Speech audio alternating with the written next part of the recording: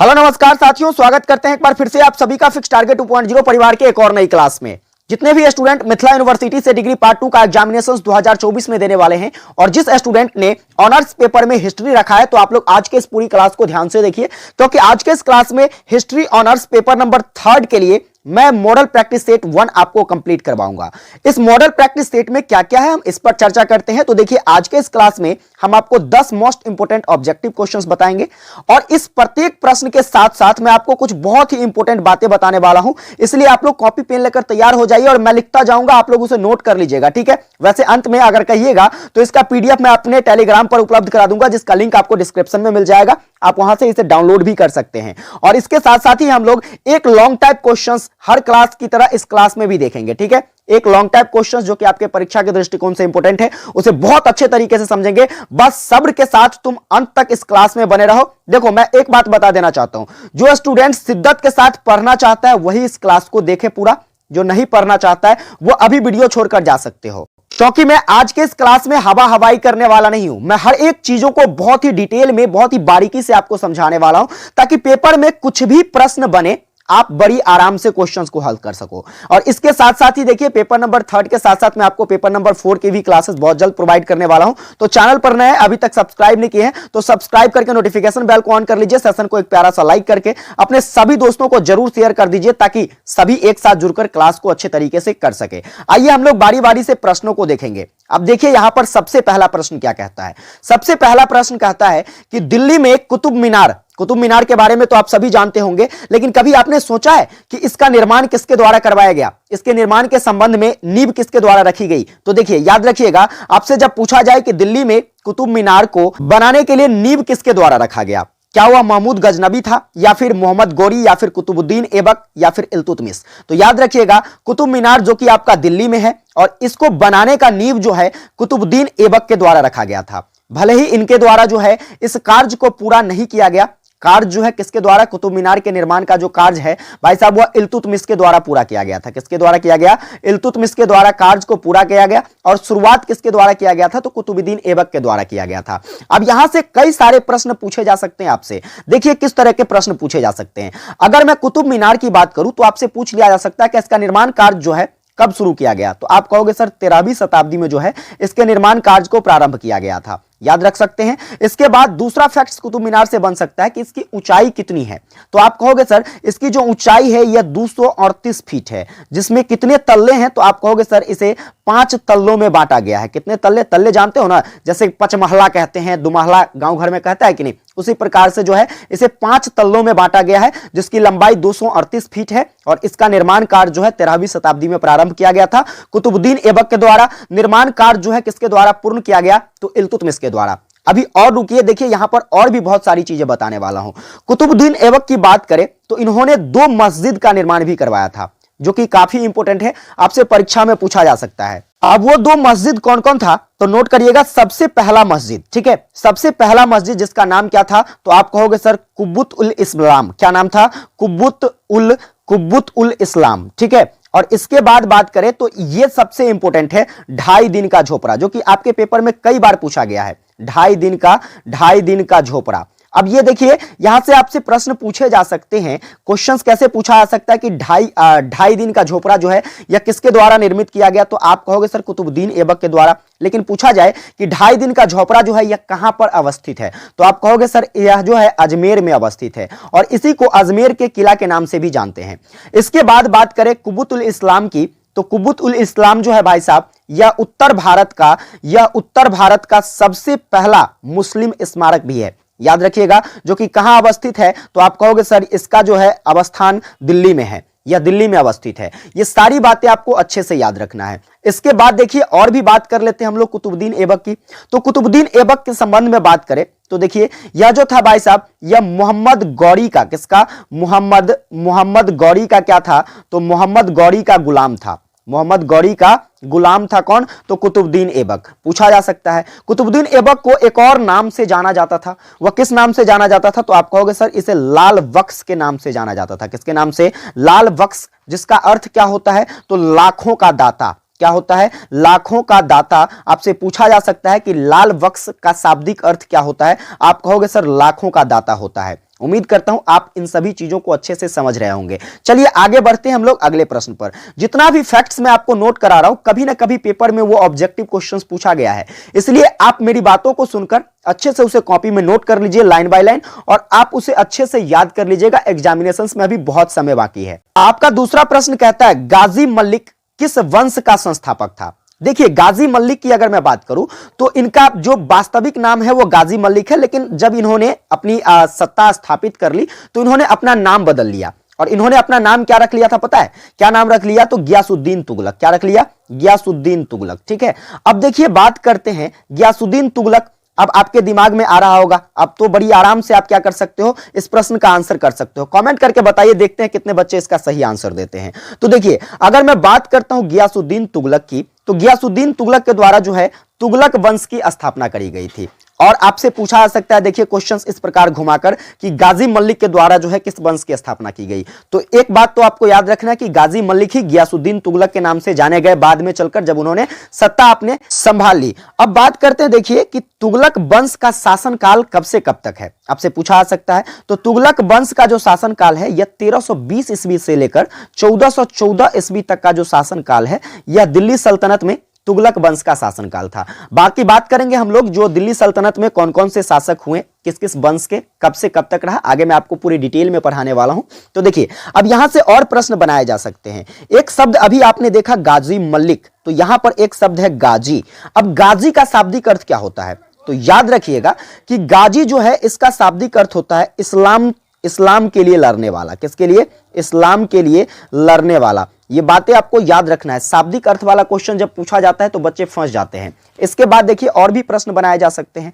इसके बाद प्रश्न क्या बनाया जा सकता है? तो गियासुद्दीन तुगलक की बात करें तो गियासुद्दीन तुगलक के द्वारा जो है एक शहर का स्थापना किया गया था। उस शहर का नाम था तुगलकाबाद। क्या नाम था? आपसे पूछा जा सकता है कि तुगलकाबाद शहर की स्थापना किसके द्वारा किया गया, तो आप कहोगे सर गियासुद्दीन तुगलक के द्वारा किया गया। अब एक इंपॉर्टेंट प्रश्न आप जरूर नोट कर लीजिएगा, यह पूछा जाने वाला प्रश्न है। आपसे पूछा जा सकता है कि दिल्ली सल्तनत में तुगलक वंश के बाद जो है किस वंश का शासन स्थापित हुआ, तो आप कहोगे सर सैयद वंश का। किस वंश का? सैयद वंश की स्थापना जो है तुगलक वंश के बाद होती है दिल्ली सल्तनत में।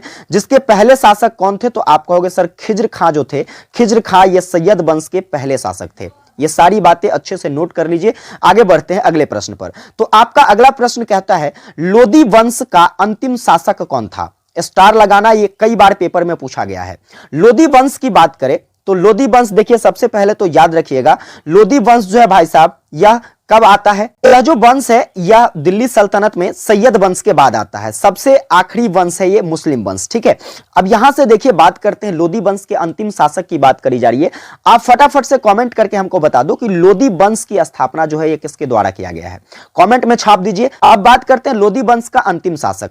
तो लोदी वंश का जो है भाई साहब अंतिम शासक हुआ था आपका इब्राहिम लोदी। कौन था? इब्राहिम लोदी, जिन्होंने कब से कब तक शासन करी? तो 1517 से लेकर के 1526 तक इन्होंने क्या किया? तो शासन किया। 1526 में क्या होता है? तो एक मुगल शासक आते हैं जिसका नाम होता है बाबर, और बाबर क्या करते हैं? तो इसे पानीपत के प्रथम युद्ध में हरा देता है, और फिर जो है भारत में मुगल वंश की स्थापना हो जाती है। तो यहां तक जो है आपका लोदी वंश है 1526 तक। 1526 के बाद आपका मुगल वंश आ जाता है। ये सारी बातें समझ में आ गई। अब देखिए यहां से कुछ प्रश्न बनाए जा सकते हैं कि आपसे पूछ लिया जाए कि इब्राहिम लोदी जो है यह किनके पुत्र थे, तो आप कहोगे सर सिकंदर लोदी के पुत्र कौन थे? तो सिकंदर लोदी के पुत्र आपके इब्राहिम लोदी हो जाते हैं। अब सिकंदर लोदी के कुछ प्रमुख बातों को याद रखिए। आपसे पूछा जा सकता है आगरा शहर जो है, आगरा शहर जहां पर ताजमहल के बारे में तो आप सभी जानते होंगे, जहां पर क्या है ताजमहल अवस्थित है, तो उस आगरा की स्थापना किसके द्वारा किया गया है?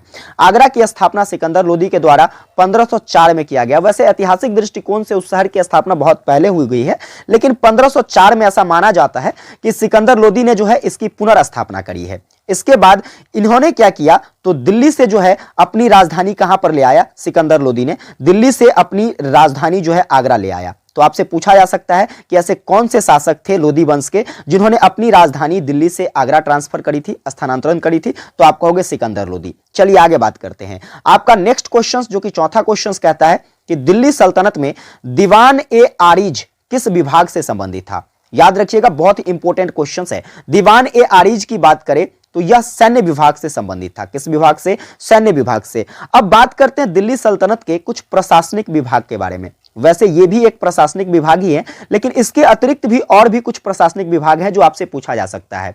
जैसे अगर मैं बात करूं, यहां पर देखिए शाही पत्राचार, ठीक है। शाही पत्राचार को किस नाम से जाना जाता है? तो दीवान ए इल्सा के नाम से जाना जाता है। किस नाम से? दीवान ए इंसा के नाम से किसे जाना जाता है? तो शाही पत्राचार को जाना जाता है।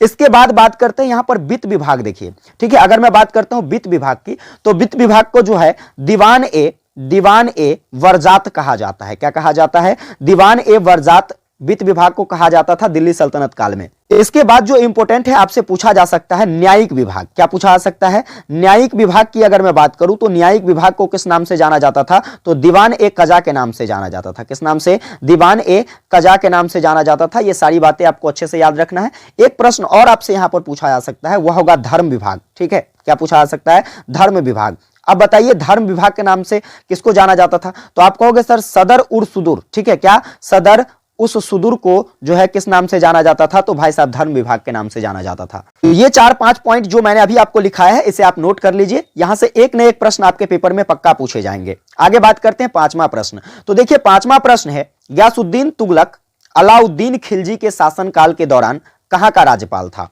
स्टार लगाइएगा, ये भी इंपॉर्टेंट है।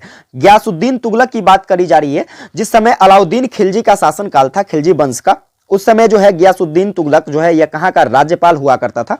तो यह पंजाब का राज्यपाल हुआ करता था। और देखिए अगर मैं बात करूं गयासुद्दीन तुगलक की, तो गयासुद्दीन तुगलक जो है इन्होंने अपने जीवन काल में कुछ इंपॉर्टेंट काम भी किए हैं। जैसे कि इन्होंने एक बेहतरीन डाक प्रणाली का क्या किया? डाक प्रणाली की शुरुआत करी थी। इसके बाद जो है इन्होंने अपने प्रदेश में या फिर अपने शासन काल में कृषि कार्य पर भी काफी ज्यादा जोर दिया। ये सारी बातें याद रखिएगा। आगे बढ़ते हैं, अगला प्रश्न क्या कहता है? तो आपका अगला प्रश्न है, अमीर खुसरो किसके दरबार के प्रसिद्ध कवि के रूप में माने जाते थे? तो अमीर खुसरो की बात करें तो यह अलाउद्दीन खिलजी के दरबारी कवि थे, जो कि काफी फेमस थे।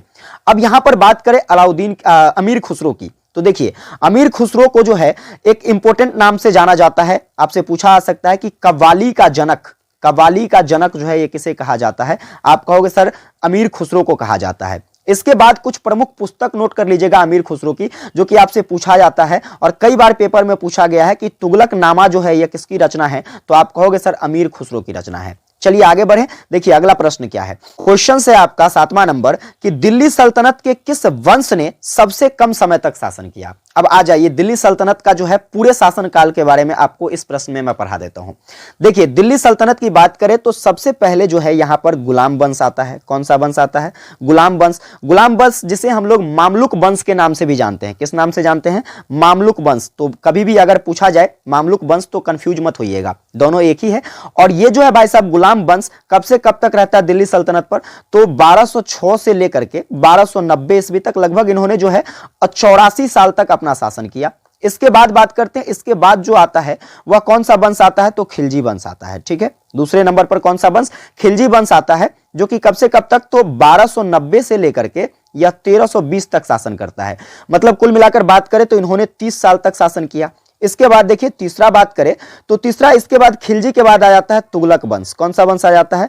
तुगलक वंश। अब तुगलक वंश 1320 से लेकर के या 1414 तक शासन करता है, मतलब 94 साल तक शासन करता है। याद रखिएगा, यहां से कई सारे प्रश्न बनेंगे। अब देखिए यहां पर बात करते हैं तुगलक वंश के बाद कौन आता है? फिर तुगलक वंश के बाद आता है सैयद वंश। कौन सा वंश आता है? सैयद वंश। अब सैयद वंश जो है कब से कब तक शासन करता है? आप कहोगे सर 1414 से लेकर के 1451 तक जो है सैयद वंश शासन करता है। तो कुल मिलाकर जो है इनका कितना? तो लगभग 36 साल हो जाता है। कितना साल हो जाता है? 36 साल। और सबसे लास्ट में आता है आपका लोदी वंश। सबसे लास्ट में क्या आता है? लोदी वंश, जो कि कब से कब तक? तो 1451 से लेकर के या 1526 तक शासन करता है, लगभग 75 साल तक ये भी शासन करता है। तो कुल मिलाकर देखिए यहां से आपके प्रश्न का आंसर मिल जाता है कि ऐसा कौन सा दिल्ली सल्तनत में शासक वंश था जो सबसे कम समय तक शासन किया? तो वह आपका खिलजी वंश था, जिन्होंने केवल और केवल 30 वर्षों तक ही शासन किया। इसके बाद देखिए अगर पूछा जाए सबसे ज्यादा किसने शासन किया, तो आप कहोगे सर तुगलक वंश ने, जिन्होंने 94 वर्षों तक 1320 से लेकर के 1414 तक शासन किया था। ये सारी बातें याद रखिएगा, बहुत ही इंपॉर्टेंट प्रश्न है। आगे बात करते हैं अगला प्रश्न। तो आपका 8वां नंबर क्वेश्चन यहां पर कहता है, निम्नलिखित में से किस शासक ने जीतल नामक तांबे के सिक्के जारी किए? स्टार लगा लेना, ये बार बार छपने वाला प्रश्न है। और याद रखिएगा जीतल नामक तांबा का सिक्का जो है यह किसके द्वारा? तो इल्तुतमिश के द्वारा चलाया गया था। इल्तुतमिश की बात करें तो यह गुलाम वंश के शासक थे जिन्होंने 1211 से लेकर के 1236 तक अपना शासन किया। ठीक है, इसके बाद देखिए ये आपसे पूछा जा सकता है किसके उत्तराधिकारी थे, तो आप कहोगे सर कुतुबुद्दीन ऐबक के ये उत्तराधिकारी थे, उनके पुत्र थे। उनके मरने के बाद जो है इसकी शासन शुरुआत हो जाती है। इसके बाद देखिए एक इंपॉर्टेंट प्रश्न जो कि आपसे पूछा जाता है किसके बारे में? तो इल्तुतमिश के बारे में। यहां पर कई बार क्वेश्चंस में पूछा गया है कि तुर्कान ए चिहलगामी, क्या पूछा गया है? तुर्कान ए चिहलगामी जो है यह किसके द्वारा चलाया गया था? तो तुर्कान ए चिहलगामी का गठन जो है किसके द्वारा? इल्तुतमिश के द्वारा किया गया, जिसका अर्थ होता है चालीसा। क्या होता है? तुर्कान ए चिहलगामी का अर्थ क्या होता है? चालीसा होता है। अब बात करते हैं तुर्कान ए चिहलगामी की, तो देखिए इसमें क्या किया गया? तो इसमें 40 ऐसे गुलाम थे जो कि काफी अमीर हुआ करते थे, उनकी एक टोली बनाई गई, उनका एक टुकड़ी बनाया गया और उसी का नाम दिया गया तुर्कान ए चिहलगामी, जिसे हम लोग चालीसा के नाम से भी जानते हैं। फिर आगे बात करते हैं अगला प्रश्न। तो आपका जो है अगला प्रश्न कहता है निम्नलिखित में से कौन सा सुल्तान इल्तुतमिश का वजीर था? इल्तुतमिश का वजीर की बात करें तो यहां पर देखिए आपका इसका जो आंसर हो जाएगा निजामुल मुल्क जुनैदी जो था यह सुल्तान इल्तुतमिश का वजीर माना जाता था। वजीर कहने का मतलब क्या है? वजीर जो है प्रधानमंत्री के पद को कहते हैं। किसको कहते हैं? प्रधानमंत्री के पद को क्या कहा जाता है? वजीर कहा जाता है, याद रखिएगा। चलिए आगे बात करते हैं आपका 10वां प्रश्न। आपका 10वां प्रश्न मेरे भाई कहता है कि गुलाम वंश की स्थापना किसने करी? तो गुलाम वंश की जो संस्थापक थे, गुलाम वंश का संस्थापक कौन माना जाता है? तो आप कहोगे सर कुतुबुद्दीन ऐबक माना जाता है, जिन्होंने 1206 ईस्वी में मोहम्मद गौरी के मृत्यु के बाद जो है क्या किया था? तो गुलाम वंश की स्थापना करी थी और वही जो है दिल्ली सल्तनत के रूप में शुरुआत हुआ था। तो कुल मिलाकर ये 10 ऑब्जेक्टिव क्वेश्चंस आपने अच्छे तरीके से कवर कर लिया। अब आइए बात करते हैं, यहां पर हम आज के इस क्लास में एक बहुत ही इंपॉर्टेंट लॉन्ग टाइप क्वेश्चंस देखेंगे। लॉन्ग टाइप क्वेश्चंस जो कि आपके पेपर के दृष्टिकोण से इंपॉर्टेंट है, 2021 में पूछा गया प्रश्न है और निश्चित ही ये प्रश्न जो है आपसे 2024 में पूछा जाएगा। हम बात करते हैं सबसे पहले प्रश्न की। तो क्वेश्चंस कहता है दिल्ली सल्तनत के इतिहास के साहित्यिक स्रोतों का विवरण दीजिए। समझिएगा हर बातों को, यहां पर ऐसे ऐसे फैक्ट्स मैं आपको बताऊंगा जो कि आपके ऑब्जेक्टिव्स के लिए भी काम आने वाला है। क्वेश्चंस क्या कह रहा था? दिल्ली सल्तनत, ठीक है। और दिल्ली सल्तनत जो है इसके इतिहास के जानने के कई सारे स्रोत हैं, जैसे कि साहित्यिक स्रोत हैं, जैसे कि वैदेशिक स्रोत हैं। तो हम आज के इस क्लास में साहित्यिक स्रोत के बारे में जानेंगे। इसी प्रश्न को एक और तरीके से आपसे पूछ लिया जा सकता है कि दिल्ली सल्तनत या फिर सल्तनत काल के इतिहास लेखन का क्या करें? तो विवेचन करें, जो कि 2021 में पूछा गया था। आइए हम जानते हैं सबसे पहले दिल्ली सल्तनत के बारे में। तो देखिए दिल्ली सल्तनत, अभी आज के इस क्लास में मैंने बार बार दिल्ली सल्तनत के बारे में बताया है। दिल्ली सल्तनत के संस्थापक के रूप में किसे जाना जाता है? तो कुतुबुद्दीन ऐबक को जाना जाता है। देखिए कुतुबुद्दीन ऐबक जो थे यह मोहम्मद गौरी का क्या था? तो मोहम्मद गौरी का गुलाम था, ठीक है। मोहम्मद गौरी का क्या था? गुलाम था। अब मोहम्मद गौरी क्या करते हैं? 1206 ईस्वी में इसे अपना उत्तराधिकारी बना लेता है। किसको बना लेता उत्तराधिकारी? कुतुबुद्दीन ऐबक को मोहम्मद गौरी ने 1206 ईस्वी में अपना उत्तराधिकारी बना लिया। और ठीक 1206 में ही क्या होता है? तो मोहम्मद गौरी की मृत्यु हो जाती है। अब जैसे मोहम्मद गौरी की मृत्यु हो जाती है तब जाकर के जो है कुतुबुद्दीन ऐबक शासन करने लगता है और वहीं से क्या होती है? तो दिल्ली सल्तनत की शुरुआत होती है। दिल्ली सल्तनत की बात करें तो यह आपका 1206 से शुरुआत होता है। 1206 से लेकर कब तक के? तो 1526 तक के जो शासन काल है इसी को किस नाम से जाना जाता है? तो दिल्ली सल्तनत के नाम से जाना जाता है, जिसमें कई सारे शासक हुए, कई सारे ऐसे वंश हुए, जैसे कि आपका ये गुलाम वंश हो गया। इसके बाद बात करें तो खिलजी वंश हो गया। इसके बाद बात करें तो आपका तुगलक वंश हो गया, ठीक है। इसके बाद बात करें तो सैयद वंश हो गया। इसके बाद बात करें तो लोदी वंश हो गया। ये सारे के सारे वंश ने मिलकर क्या किया? तो दिल्ली सल्तनत में 1206 से लेकर के 1526 ईस्वी तक जो है शासन किया, जिसे हम लोग दिल्ली सल्तनत के नाम से जानते हैं। अब आइए जानते हैं कि इसके इतिहासों को किस साहित्यिक स्रोत से हम जान सकते हैं। तो सल्तनत कालीन इतिहास को जानने के कई सारे स्रोत हैं, जिसमें कई सारे साहित्यिक स्रोत भी हैं। हम उन्हीं साहित्यिक स्रोतों को आज के इस क्लास में पढ़ने वाले हैं और बहुत ही डिटेल में समझेंगे। इस दिल्ली सल्तनत की अगर मैं बात करूं तो इस दौरान जो है इस्लाम धर्म का प्रचार प्रसार हुआ, क्योंकि यहां पर जितने भी शासक हुए, जितने भी राजवंश आए, वो सभी के सभी जो है मुस्लिम शासक थे, इसलिए इस्लाम धर्म का प्रचार प्रसार हुआ। और इसके साथ साथ सल्तनत काल में बहुत सारे यात्री जो हैं कई विभिन्न देशों से यहाँ पर आते हैं, वह धर्मों का प्रचार प्रसार करते हैं और उन्होंने भारत की जो यात्रा करी उस यात्रा से संबंधित अपनी यात्रा वृत्तांत प्रस्तुत करते हैं। यात्रा वृत्तांत कहने का मतलब कि वो भारत में जब आते हैं तो यहाँ पर उन्हें क्या क्या चीजें देखने को मिलता है, किसका शासन काल रहा था उस समय जब वो आए थे, कौन कौन सी परिस्थितियां, सामाजिक परिस्थितियां कैसी थी, राजनीतिक परिस्थितियां कैसी थी, आर्थिक परिस्थितियां कैसी थी, उन सभी पहलुओं पर जो है इन्होंने अपने पुस्तकों में चर्चा किया, जिसी को यात्रा वृत्तांत के नाम से जाना जाता है। तो हम आइए समझते हैं बारी बारी से कुछ यात्रा वृत्तांतों को, जो कि आपके परीक्षा के दृष्टिकोण से इंपॉर्टेंट है। और देखिए यहाँ पर आप आंसर के रूप में इसे ऐसे लिख सकते हैं।